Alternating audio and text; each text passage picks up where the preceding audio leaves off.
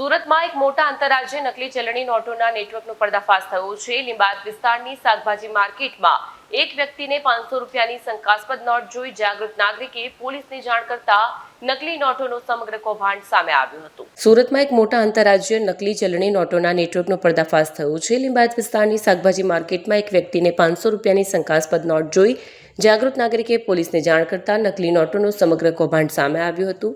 આ કેસમાં પોલીસને એક જાગૃત નાગરિક તરફથી મળેલી માહિતી નિર્ણાયક સાબિત થઈ હતી। પોલીસે આરોપીઓ પાસેથી 3,84,500 રૂપિયા કિંમતની 500 રૂપિયાની 769 બનાવટી ચલણી નોટો જપ્ત કરી છે। નોટોની ગુણવત્તા અંગે તપાસ ચાલુ છે, પરંતુ પ્રાથમિક તપાસમાં તે ઉચ્ચ કક્ષાની છાપકામવાળી બનાવટી નોટો હોવાના સંકેત મળ્યા છે। પોલીસે સફીફુલ ઇસ્લામ નેશુદ્દીન શેખ, મોહમ્મદ રાકીબ નાઝીમુદ્દીન શેખ, તાજમહાલ ઉર્ફે મિલન જયમત મંડલ મળીને 3 લોકોની ધરપકડ કરી છે। આરોપીઓને લીંબાયત પોલીસ સ્ટેશન ખાતે લઈ જવાયા પછી તપાસ શરૂ કરવામાં આવી છે। પોલીસના જણાવ્યા મુજબ આરોપીઓ શહેરના વિવિધ વિસ્તારોમાં બનાવટી નોટો વાપરી છે કે નહીં તે અંગે તપાસ કરવામાં આવી રહી છે।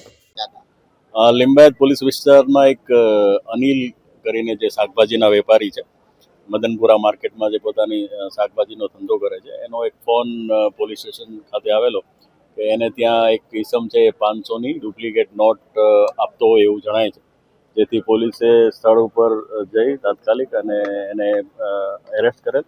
એની પાસેથી 500ની 5 ચલણી નોટો મળી આવેલ, જે ડુપ્લિકેટ હોવાનું જણાતા એ જ્યાં રહેતો હતો એ સ્થળ ઉપર જઈને ચેક કરતા અન્ય 2 ઈસમો પાસે પણ બીજી 3,84,000ની રકમ જેટલી ડુપ્લિકેટ નોટો મળી આવેલ, જે પોલીસે કબજે કરેલ છે અને ગુનો રજીસ્ટર કરેલ છે।